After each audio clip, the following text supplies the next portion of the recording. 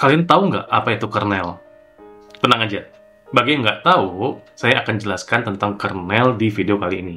Tonton sampai dengan selesai. Coba kamu bayangin, kalau kamu punya komputer, laptop, atau smartphone, di dalam situ ada dua dunia yang besar. Satu dunia aplikasi, satu dunia hardware. Dunia aplikasi itu yang sering kamu pakai, misalkan buat WhatsApp, kemudian juga Telegram, Discord, atau game, Mobile Legends, atau Dota, dan seterusnya. Sedangkan dunia yang kedua itu perangkat keras atau hardware. Contohnya ya CPU, RAM, storage atau hard disk, kemudian juga VGA, dan lain-lain. Nah, tugas kernel itu adalah menjembatani antara kedua dunia ini.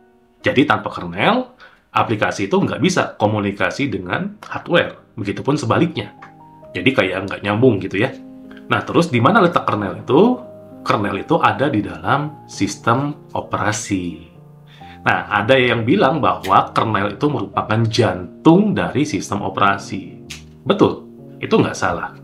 Karena fungsi kernel tadi begitu penting bagi sistem komputer untuk berfungsi sesuai dengan tujuannya. Kemudian apa aja nih yang dilakukan oleh kernel? Nih, saya kasih tahu fungsi-fungsi utamanya ya, jadi tolong dicatat.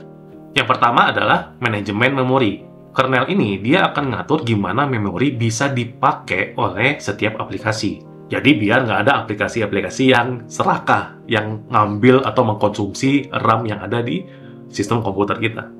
Kalau nggak diatur oleh kernel, satu aplikasi dia bisa makan semua tuh kapasitas RAM yang tersedia.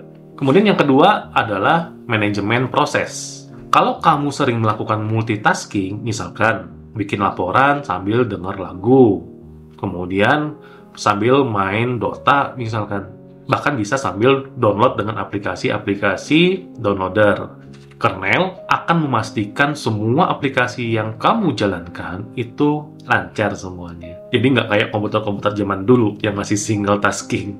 Buka satu aplikasi, udah kita tunggu dulu sampai dengan beres. Sedih ya?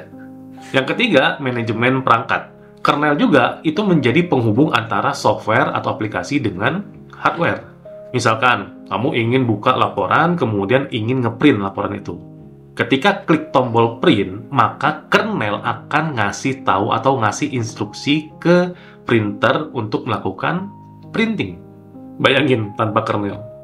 Tombol print dipencet terus, printernya santai aja. Kemudian yang keempat adalah keamanan atau security-nya.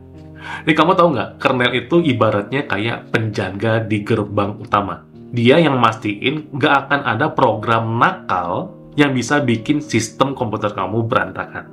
Nah, ini 4 fungsi utama dari kernel. Kalau kamu ada tambahan yang lain, tulis di kolom komentar.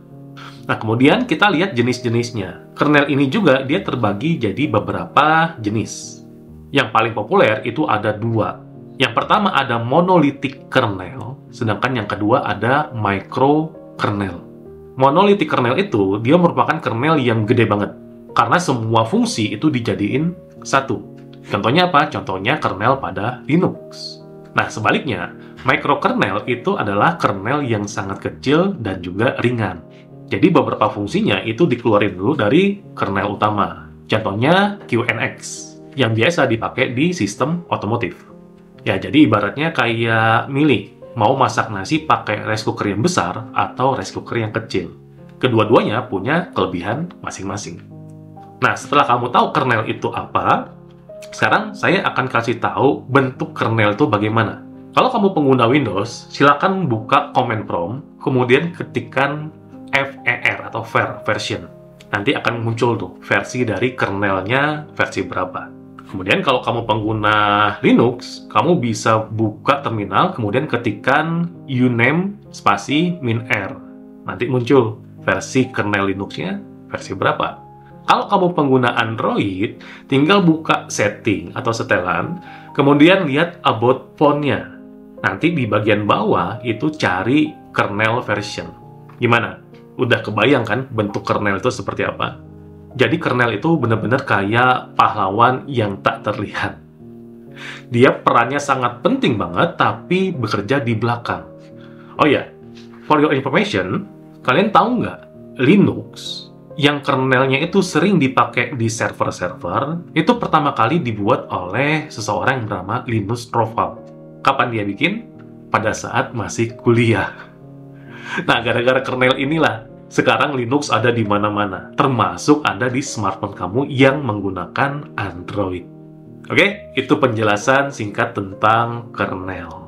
Kalau kalian masih ada pertanyaan, tulis di kolom komentar. Kemudian jangan lupa like, share, dan subscribe channel ini supaya kalian nggak ketinggalan video-video menarik tentang edukasi lainnya.